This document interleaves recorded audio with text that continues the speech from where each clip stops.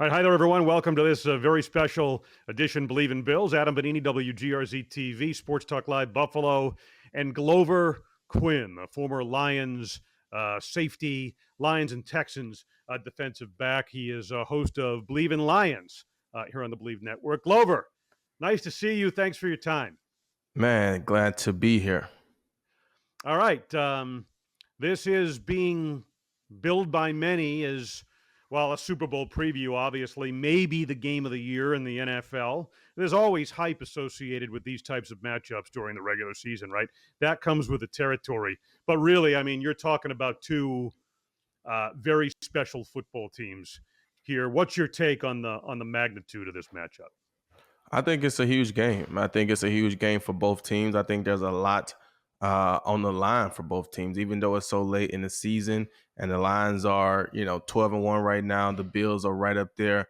I think it is a lot riding on this game based on where they could end up at. I think the Bills were still in the chase and the race for, that number one seed in the AFC. Obviously, losing to the Rams doesn't help.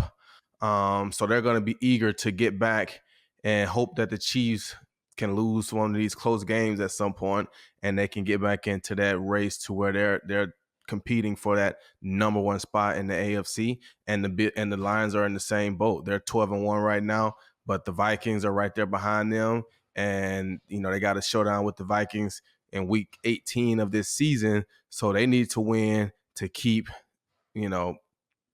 pace in the first place so that they can get the home field advantage throughout the playoffs. So I just think it's a huge game for both teams. Both teams are playing really well. Like I said, the Bills coming off of a loss, but they played well offensively in that game, later in the game. They didn't start out great. I didn't feel like start out a little slow, and then they rallied back.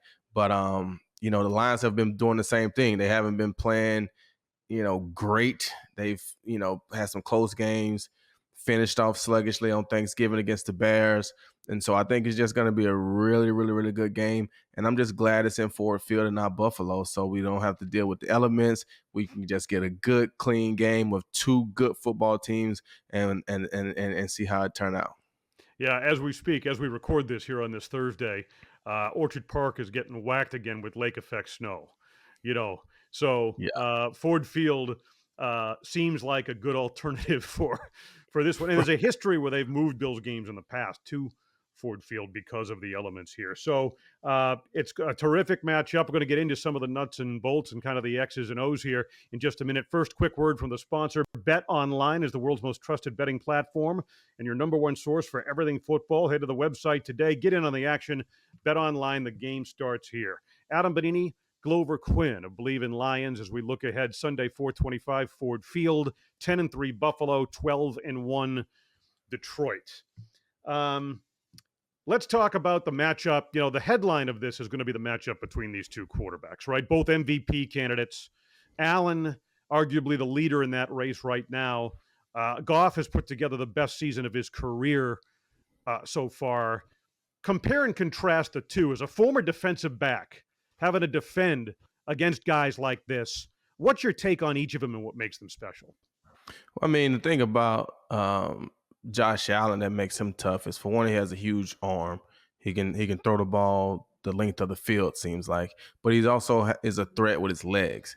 So anytime you have a quarterback that's a threat with his legs, now he presents more challenges because he can throw the ball on time and he can make any throw on the field, but then he can extend plays. He can extend drives, running for first downs. That makes it even tougher because now when you do certain things in coverage, you got to account for the quarterback scramble. So maybe you have a guy that's locked in on the quarterback. So that's taking him out of the rush, and it's taking him out of coverage because he's just sitting there looking at the quarterback. They don't want him to go rush, and they don't want him to cover. So you put more pressure on other guys in the secondary and up front when you're having to defend against a guy like that. He's a big guy. He's hard to bring down, so he can keep a lot of plays alive and he can make throws. And he's been playing, I feel like more mature ball. Hasn't been turning the ball over as much, just kind of trying to quietly,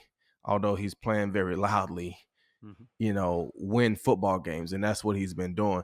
Jared Goff, on the other hand, is not as mobile as Josh Allen. I don't think Jared Goff has as big of an arm as Josh Allen, but Jared Goff fits and leads the Lions offense exactly like what they want. He can run the play action pass. He gets the ball to a lot of different guys. You can't sit here and say that he has a favorite target. He targets everybody. Jameson Williams might be hot today. Sam Laporta, Amon-Ra St. Brown, and the run game with Jahmyr Gibbs and David Montgomery. You just never know who's going to have that big day. And Jared Goff does a great job of kind of leading, but staying in the shadows and letting those guys really do what they do. And you look up and you say, oh, wow, Jared Goff is 18 for 18, hasn't had an incomplete pass. Oh, Jared Goff is quietly having a big day. And that's the way that he plays. He's not going to run and keep a lot of drives open for you, though. So when they get third down situations and teams put pressure on them, he typically takes a sack or, is not a great third down for us. So we really have to try to stay in third and manageable third and shorts so we can dictate what we're doing on third down. Because when we get in those longer third down situations where routes take longer, and now they got more time to pressure you and put pressure on you, you can't just get rid of the ball right now. We can see some struggles on third down in those situations. So that's a little bit of the difference. To me, the arm strength for both guys, being able to throw the ball down the field and then being able to stay alive and keep drives open and move the sticks. So let's talk about how that might apply to each of these offenses in the matchup with the opposing defense looking towards Sunday, right? Buffalo, as you clearly saw in the game against the Rams, and really through the course of the year. I mean, I think teams at this point know the way to attack this Bills defense. They're light up front. They've been vulnerable against the run, and the pass defense against LA was kind of an aberration. Right now, as we record this, not sure on the status of cornerback Russell Douglas at this point or safety Taylor Rapp. That could obviously be a big factor. But you talked about third and manageable for Detroit and being so effective when they can dictate those sequences and situations. This run game for Detroit is phenomenal. And I just feel like the Bills, almost by design, give up those ground yards. How key is that in this matchup in terms of Detroit's success, and how much does that set up whatever Goff is doing in the passing game? Well, it's huge. And the way they call plays and the way they do things based off the head coach, it puts the defense in a situation where you kind of have to defend four downs. And you have to defend four downs because if they get to 3rd and 8 situation, 3rd and 9, now you don't know if they're going to pass the ball or run it. Because if you're playing pass, they'll hand the ball off to Jahmyr Gibbs and get 6 or 7 yards. Now it's 4th and 2. They're going to go for that. Most teams, you get that stop on 3rd down, you're jogging off the field, they're sending the punt team on.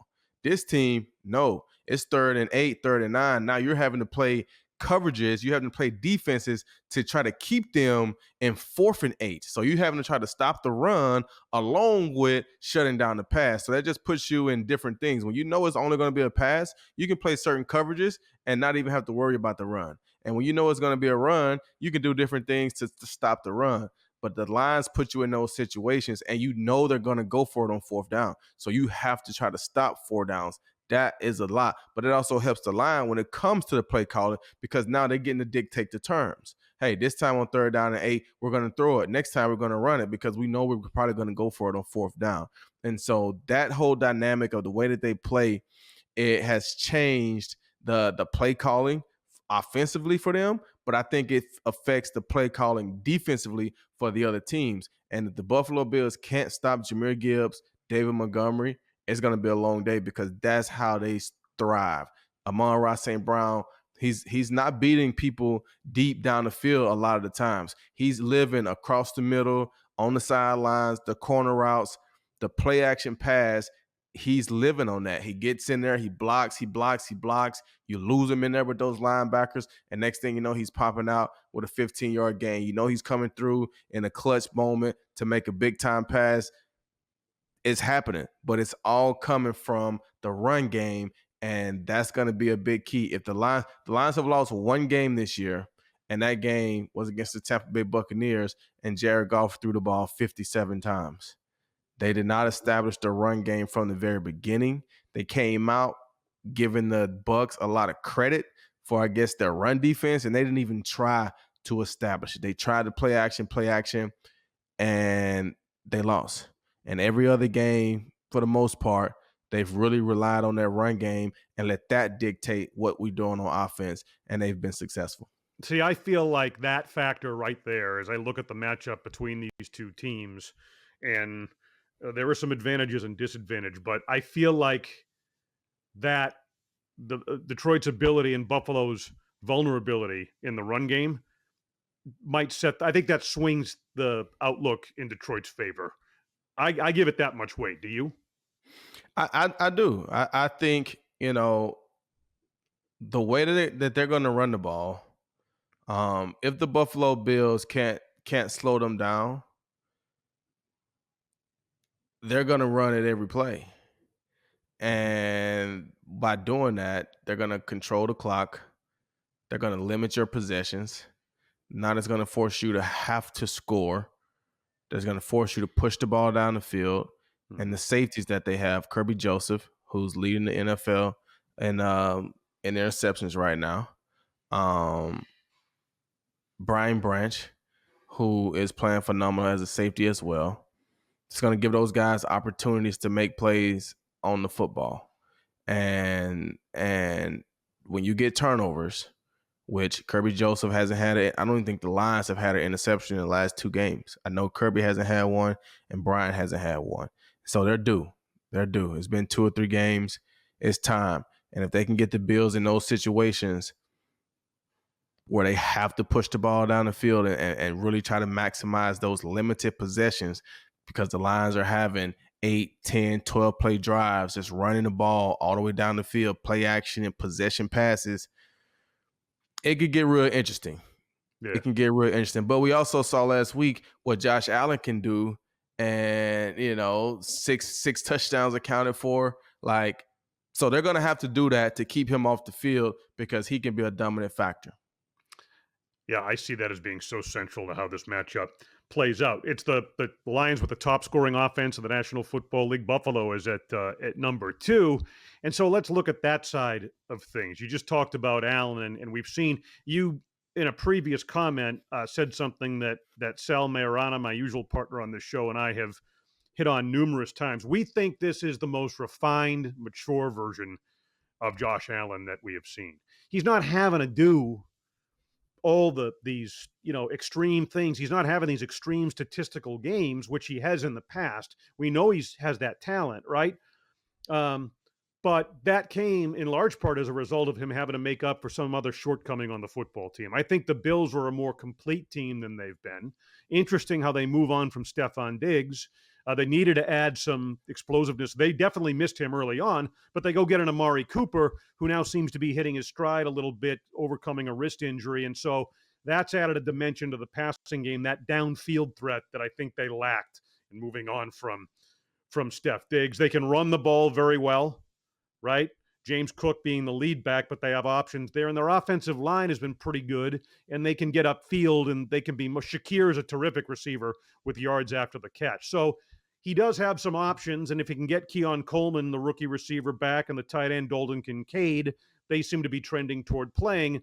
That might actually give them as full an arsenal as they've had offensively. So when you look at what Buffalo's bringing, right, how does this Detroit defense match up against them in your mind? Man, that's tough. I mean, you mentioned a lot of weapons, and I think the biggest thing to take away from that is you got rid of Stephon Diggs, who was kind of the alpha, the diva, whatever you want to call it, right? So when you have a guy like that, a lot of things, he demands a lot, and sometimes the quarterbacks try to cater to that, and they put themselves in not great situations. Sometimes the offensive coordinators try to cater to that, and they put themselves in different situations. When you have a guy like that, he obviously takes up a lot in the money department, so then there's less you can give to other guys to get more quality players. When you get rid of him, and now you just kind of have a collective group of receivers that nobody really knows outside of Amari Cooper, but he's a quiet personality type of guy. He just goes out. You wouldn't even know Amari Cooper was even on the field, the way he goes out and just plays the game. So now I feel like for Josh Allen, he doesn't have that guy that he has to try to force the ball to and feel I don't want to say ego in a sense. He just gets to go out and play, and all the guys are playing their roles. And when you do that, now you got the running back that you hand the ball off to. And I look up almost every game. He's taking one 40, 50 yards. He's fast. Obviously, his brother was fast, played against him a lot of times in Minnesota. I mean, being able to run the ball, being able to have Josh Allen as a secondary runner, but also a passer, and a lot of wide receivers who just want to do the dirty work and make some plays here and there. I think you got a really good combination. And that's kind of what the Lions have. I mean, yeah, some of their receivers you may know a little bit better just because they've been, I feel like, on the national stage a little more. But I think you have a lot of guys who just go out and work really hard, and they build a team around the O-line and the run game. And if that can get going, then yes, Amon's going to have a big day. Jamison Williams has the ability to get a big play, but then Amari Cooper has the same ability.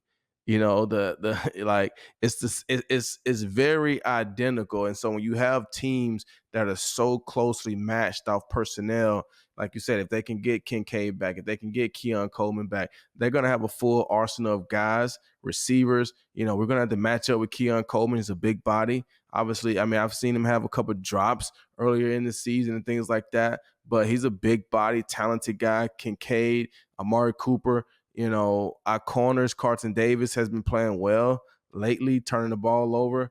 Terrion Arnold, he's been dealing with some penalties in situations, but lately he's been better. So it'll be a really good matchup. You know, we have Brian Branch that they put in the slot. I'll be interested to see how they match up and try to use Jamal Adams this week, you know, because last week they put him in the game, but he was really in there to blitz. He was really in there just to blitz. I don't know how much they want to use him in coverage. So it'd be really interesting to see how they try to match up with Buffalo if all those guys are healthy and available, ready to go. But the one thing they're going to have to do is stop the run and try to get some pressure on Josh Allen. How well equipped are they to do that up front in terms of You their know, pass? up front, you know, that's where they're injured the most, Right. for the most part.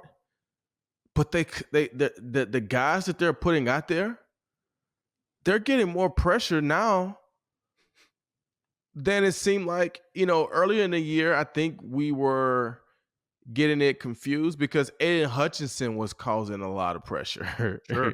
Right. You know, you heard Aiden Hutchinson. Now it's a whole slew of guys. It's like they're bringing these young guys in, pulling them up from the injured reserve, whatever.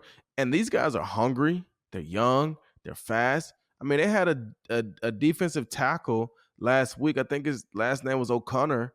He was getting off the ball so fast that Jordan Love didn't even have a chance. The center didn't even have a chance. He was putting pressure on the quarterback, flushing him out.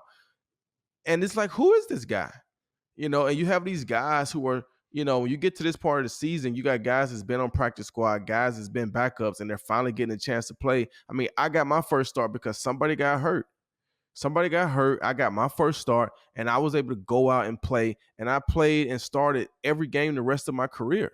So a lot of these guys are just on the sideline, on the practice squad, waiting for their opportunities. And when they get them, they're going at them full stride. And I think that's what we're seeing from the Lions D line. They're putting these guys in there. They added Zadarius Smith. He's had a sack in each game. I saw something today. He's had 19 pressures in 3 games. He's getting a lot of pressure on the quarterback. He's getting there, getting sacks. And these other guys are getting sacks. Muhammad, O'Connor. Like, I don't know where this D line came from, but they're playing well. And I don't think the injuries are going to hurt them as much on the D line. That's the trademark of really good organizations, right? And the Bills, I mean, there's been numerous examples of that with them this year with the injuries they've been hit at and the transition of the roster to younger talent and moving on from Diggs and all. This was supposed to be a transition year for Buffalo, and here they are 10-3. Obviously, what you just outlined, the depth players, right, have by and large stepped in and been really key contributors. There hasn't been that much of a drop off. And I think that speaks to how they're drafted, or what the free agent acquisitions are, but it also speaks to coaching, right? Where what happens in those meeting rooms, and you can speak to this firsthand, what happens in those meeting rooms, and like you talked about your own experience of being called upon to step in and fill in for being the next man up, right? They're so well prepared. The Bills, by and large, those players have been so well prepared when they've been called upon, and that, as narrow as the margins are between these teams in the NFL, right, with parity and the salary cap and all those things, that can so often make the difference in games, right? Oh, no question. It makes a huge difference, because like you said, these games are so close, the teams are so close. I mean, the NFL, these guys are really talented, and it literally comes down to how much depth you have, how much do those guys know, how much have you put into those backups, those practice squad guys, getting them ready for the moment when their name is called. Because at some point throughout the course of the season, somebody's going to have to come in and be a contributor for you. You don't know who he's going to be. You don't know if it's going to be a quarterback. You don't know if it's going to be a wide receiver. O-lineman did, but somebody is going to go down at some point, and they're going to have to come in and be a key contributor for you. And the way you manage that, the way you handle that, the way you give those guys reps and develop those young guys, develop those backups, and keep them locked in, that plays a huge role in that. And a lot of it has to do with the organization, the way things are ran, and obviously the success that you're having on the field. You know what I'm saying? When you're winning, it makes everything better. It makes the whole organization better. It makes the team better. It makes like everything is better when you're winning. When you're losing, it's a lot of pressure because now, hey man, we're paying these guys money. We got to get these guys to perform. Coaches are on the hot seat, so they're not trying to develop and spend as much time on the young guys because we need to get these main guys playing well, or we're gonna all be fired up out of here. So it's a lot different when you're losing. But it definitely plays a key role. The more you can put into those guys, because at some point they're going to be called upon. Lastly, here, as a former Lion, and I think you know the history in Buffalo as well. If this is a Super Bowl preview, right? I mean, do you have an appreciation for this? Is a special time for both these organizations, um, and given these fan bases and how hungry they are for championships.